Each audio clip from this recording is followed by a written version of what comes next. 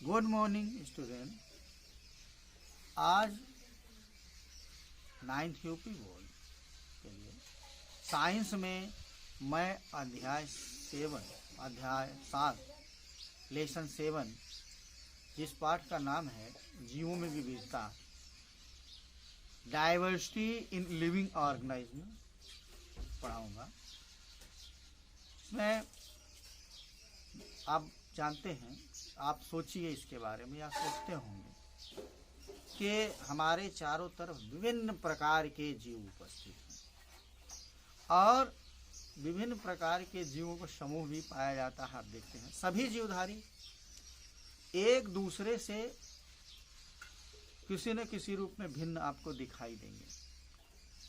अब प्रश्न ये उठता है कि जैसे आप स्वतः को ले लीजिए और अपने मित्र को देखिए, क्या आप दोनों लोगों की लंबाई समान है? क्या आपकी नाक आपके मित्र की नाक जैसी है?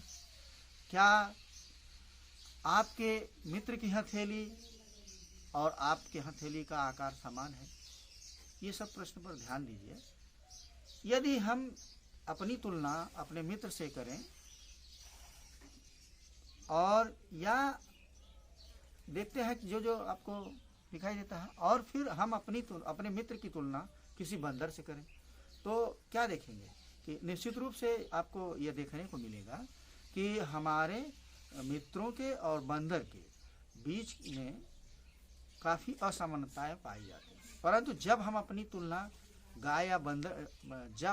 तुलना मित्र से करते हैं तो कुछ समानताएं पाई जाती हैं, और जब हम किसी जंतु से करते हैं, गाय या बंदर से करते हैं, तो काफ़ी असमानता देखने को मिलती है। आप एक क्रियाकलाप कर सकते हैं स्वतः कि आप देसी और जर्सी गाय को देखिए, इसके बारे में आप सुने हैं क्या? सभी गाय एक देसी गाय जर्सी गाय जैसी दिखती है? नहीं दिखती है। अब यदि हम देसी गायों के झुंड में एक जर्सी गाय को छोड़ देते हैं तो निश्चित रूप से वो हमको भिन्न दिखाई देगी और हम पहचान लेंगे कि ये एक जर्सी गाय है, बाकी सभी देसी गाय है। अब हम लोग ये निश्चित कर सकते हैं कि कौन से विशिष्ट लक्षण उस देसी या जर्सी गाय को अलग करते हैं। पृथ्वी पर रहने वाले समस्त जीवों के समूहों के विषय में सोचें। हम एक और जहाँ सूक्ष्मदर्शी से देखे जाने वाले बैक्टीरिया, माइकोप्लाज्मा से छोटी बैक्टीरिया का अध्ययन करते हैं, जिसका आकार जो होता है वो कुछ माइक्रोमीटर के बराबर होता है, और दूसरी ओर वहीं 30 मीटर लंबे नीले व्हेल को देखते हैं, या टीवी में देखते हैं। भाई कुछ लोग तो नहीं देख पाएंगे क्योंकि ब्लू व्हेल तो हर जगह उपस्थित है नहीं। तो और वहीं आप देखिए कि कैलिफोर्निया में 100 मीटर लंबे रेडवुड पेड़ को भी देखिए। कुछ चीड़ के वृक्ष ऐसे होते हैं जो कि हजारों वर्षों तक जीवित रहते हैं, जबकि कुछ कीट जैसे मच्छर है कुछ दिनों के ही मेहमान होते हैं। अब विभिन्न रंगों वाले पक्षियों और फूलों को आप देख सकते हैं। हमारे चारों तरफ असीमित विभिन्नता को विकसित होने में लगभग लाखों वर्ष का समय लगा है।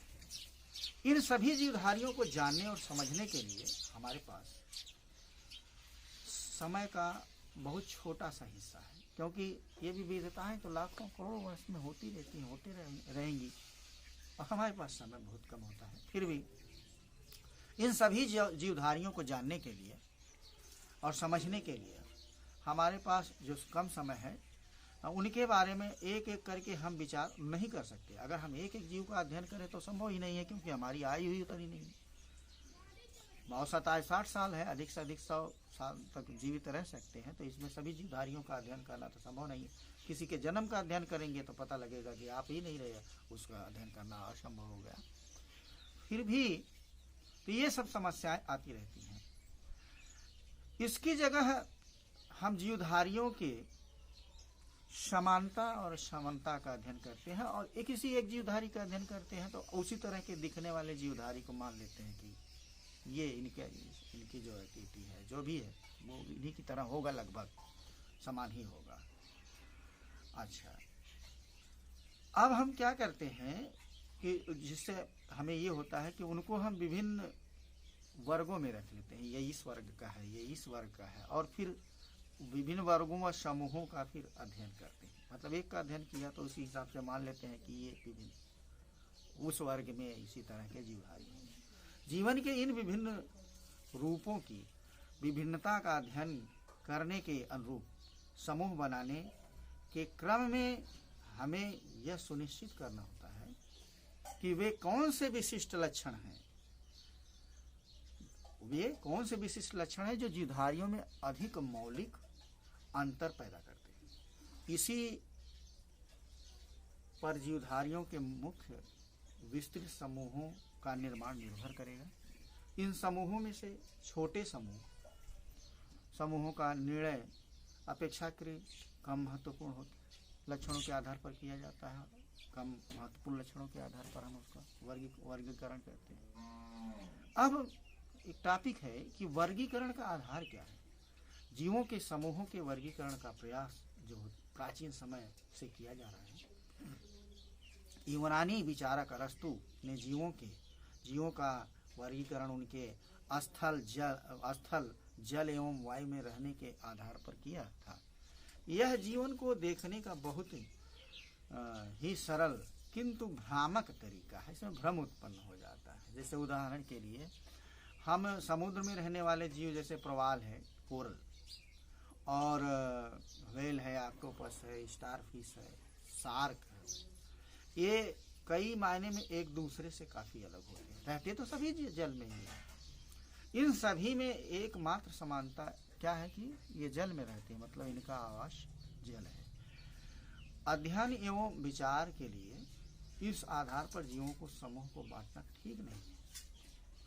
अब इसलिए हमें यह निर्णय करना होता है कि किन विशिष्ट अभिलक्षणों के आधार पर हम वर्ग का निर्माण करें और इसके बाद हम अन्य लक्षणों के आधार पर किसी वर्ग को उप समूहों को बांट सकते हैं, उप समूहों में बांट सकते हैं। नए लक्षणों के आधार पर समूहों के भीतर इस तरह के वर्गीकरण की प्रक्रिया जारी रखी जा सकती है, जारी रह सकती है। इस विषय में आगे बढ़ने से पहले सबसे पहले हमें ये समझना होगा कि जब हम किसी जीव के किसी विविध समूहों को वर्गीकृत करते हैं तो सबसे पहले हमें यह जानना होगा कि इस समूह के सदस्यों में क्या क्या समानताएं पाई जाती हैं, क्या क्या समानताएं हैं और क्या क्या समानताएं पाई जाती हैं, जिसके आधार पर कुछ को एक साथ रखा जा सकता है। वास्तव में यही उनका लक्षण जो होता है और व्यवहार होता है, या कहें कि यही उन जीवों का रूप और कार्य होगा। जैसे एक का दो का अध्ययन किया तो बाकी जीवों का अगर समानता है उनमें है तो हम अनुभव कर सकते हैं। किसी जीव के लक्षण से क्या तात्पर्य है? उस जीव का कोई विशिष्ट रूप या विशिष्ट कार्य होता है। उदाहरण के लिए हम आपको बता दें कि हम में से ज्यादातर लोग एक हाथ में 5 उंगलियां होती हैं, जो एक लक्षण है। उसी तरह दौड़ने की क्षमता, जैसे हम दौड़ सकते हैं, चल सकते हैं, लेकिन बरगद का पेड़ न तो दौड़ सकता है न चल सकता है। अब हम देखिए, ये यहाँ देख लीजिए, एक मनुष्य या एक पशु चल सकता है, दौड़ सकता है, लेकिन ये बरगद का पेड़ है, वो एक जगह स्थिर रहेगा, चल नहीं सकेगा। अब कुछ और मौलिक लक्षणों की बात कर लेते हैं। हम विचार करें कि एक पत्थर की दीवार कैसे बनती है। दीवार में प्रयोग में लाए जाने वाले पत्थर होते हैं और ये पत्थर विभिन्न आकार के होते हैं। यहाँ आप सोचें, यहाँ ध्यान देने की बात है कि जो विभिन्न प्रकार के पत्थर इसमें लगे हैं और प्रयोग किए गए हैं कि एक और का आकार नीचे कुछ पत्थरों का आकार छोटा है, कुछ पत्थरों का आकार थोड़ा सा बड़ा है, लेकिन इसमें थोड़ा बहुत अंतर होता है। और एक ही तरह का लगा भी सकते हैं, एक ही तरह का पत्थर लगा सकते हैं। यहाँ सबसे जो निचले स्तर पर पत्थर लगे हैं जीवों के उन लक्षणों के समान हैं जो कि बृहदम वर्ग को निर्धारित करते हैं। मतलब एक पत्थर का वर्ग हो गया, मतलब एक तरह का पत्थर लगा है, तो उसी तरह से एक तरह का जीव है, तो उस जीवों के उस पर निर्धारण करेगा। ये लक्षण जीव के दूसरे भी संरचनात्मक तथा क्रियात्मक लक्षणों से स्वतंत्र होते हैं, लेकिन उसके बाद के स्तर के लक्षण पहले के स्तर के लक्षण पर तो निर्भर करते हैं। ठीक इसी तरह जीवों के वर्गीकरण के लिए भी हमें परस्पर संबंधी लक्षणों का अध्ययन करना होता है। जैसे हमने अंगुलियों को बताया, पत्थरों के विषय में बताया, और उसका एक पदानुक्रम बना लेते हैं कि ये यहाँ से ये विभाजित होगा, ये वर्ग होगा, ये उसका समूह होगा, तो इस तरह से विभाजित होता रहता है, ये जाति होगी। आजकल हम जीवों के वर्गीकरण के लिए कोशिका की प्रकृति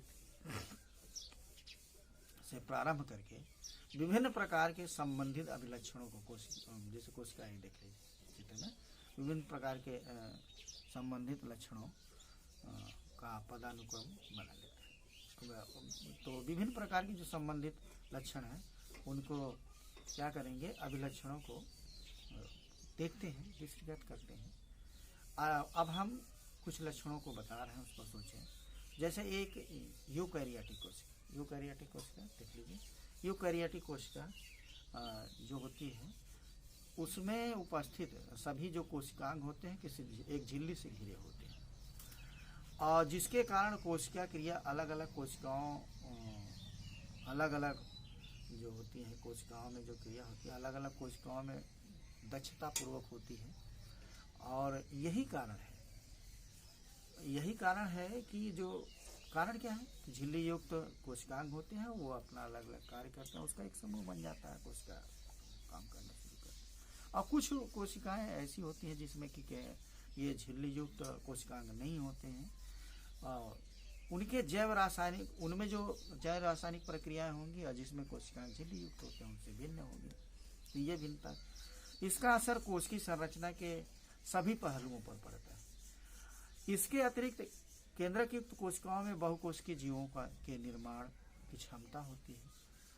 जिसमें झिल्ली युक्त या केंद्रक युक्त कोशिकाएं होती हैं उसमें भिन्नता होती है, आप समझ सकते हैं। किसी खास कार्य के लिए वो विशिष्टीकृत हो सकते हैं, इसलिए केंद्रक वर्गीकरण का आधारभूत लक्षण हो सकता है। प्रश्न यह उठता है, क्या सभी कोशिकाएं अकेले पाई जाती हैं या फिर समूहों में पाई जाती हैं और अविभाज्य समूह में पाई जाती हैं? जो कोशिकाएं एक साथ समूह बनाकर किसी जीव का निर्माण करती हैं उनमें क्रम विभाजन पाया जाता है, वो थोड़ा थोड़ा कार्य अपना बांट करके कार्य करती हैं। बल्कि कोशिकाओं के कुछ समूह खास कार्य के लिए विशिष्टीकृत हो जाते हैं। यही वजह है कि जीवधारियों की शारीरिक संरचना में इतनी विभिन्नता होती है कि इसी के परिणाम स्वरूप हम पाते हैं, हमको एक अमीबा और एक कृमि की शारीरिक बनावट जो होती है कितना अंतर होता है उसमें आप देख सकते हैं, पा सकते हैं। क्या अब एक चीज़ और सोचिए, क्या जो जीव है प्रकाश संश्लेषण की क्रिया में अपना स्वयं भोजन बनाते हैं? स्वयं भोजन बनाने की क्षमता रखने वाले जीव और जो भोजन नहीं बना पाते हैं उनमें भिन्नता पाई जाती है। अब देखिए, उसी तरह किसी जंतु के में किसी तरह शरीर में विकसित जंतुओं के जो शरीर है उसमें जो विकास होता है, शरीर में जैसे विभिन्न अंग विकसित होते हैं, और एक जंतु के शरीर में किसी तरह का अंग होता है, दूसरे जंतु के शरीर में थोड़ा डिफरेंस होता है, तो इस तरह के लक्षणों को हम उसमें ले सकते हैं। इन प्रश्नों के माध्यम से हम देख सकते हैं कि विभिन्न लक्षणों में पदानुक्रम विकसित होता है, और वर्गीकरण के लिए पौधों के शरीर के विभिन्न लक्षण जो होते हैं, ये पौधों में जो विभिन्न लक्षण हैं, और जंतुओं के जो विभिन्न लक्षण हैं वो किस तरह से भिन्न होते हैं, इसकी वजह यह है कि पौधों का शरीर भोजन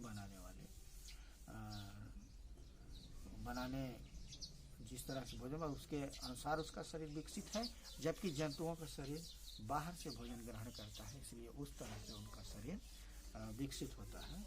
यही लक्षण वर्गीकरण के दौरान उप समूह और फिर बाद में बड़े बड़े समूहों में विभाजन का आधार बन जाता है। अर्थात उनके लक्षणों के आधार पर हम उसका वर्गीकरण करते हैं। किंगडम क्या है, स्पीसीज क्या है, उसका जो भी क्लास क्या है, इस तरह से हम उनका वर्गीकरण, आर्डर क्या है शुरू करते हैं। जैसे उसका किंगडम क्या है, माने जगत क्या है, वर्ग क्या है, फिर गण क्या है, फिर फैमिली क्या है, फिर वंश किस वंश में है, फिर उसकी जात क्या है। तो इस तरह से हम जीवों को वर्गीकरण करते हैं। नीचे से अगर देखना चाहें तो जात, वंश, कुल, गण, वर्ग और जगत, इस तरह से करते हैं, किया गया है, वैज्ञानिकों ने किया है। अब हम आज के लिए कुछ प्रश्न देंगे, उसका उत्तर आप लिखने का प्रयास कीजिए। जीवों के, प्रश्न नंबर 1 है, जीवों के वर्गीकरण के लिए सर्वाधिक मूलभूत लक्षण क्या हो सकता है। दूसरा, इसमें जो है ऑप्शन दे सकते हैं। क्या उनका निवास स्थान होता है, या उनके कोशिका की संरचना हो सकती है। दूसरा, जीवों के प्रारंभिक विभाजन के लिए किन मूल लक्षणों को आधार बनाया जा सकता है। तीसरा प्रश्न है, किस आधार पर जंतुओं और वनस्पतियों को एक दूसरे से भिन्न रख सकते हैं। ये चीज, इन प्रश्नों का उत्तर देने का प्रयास कीजिए।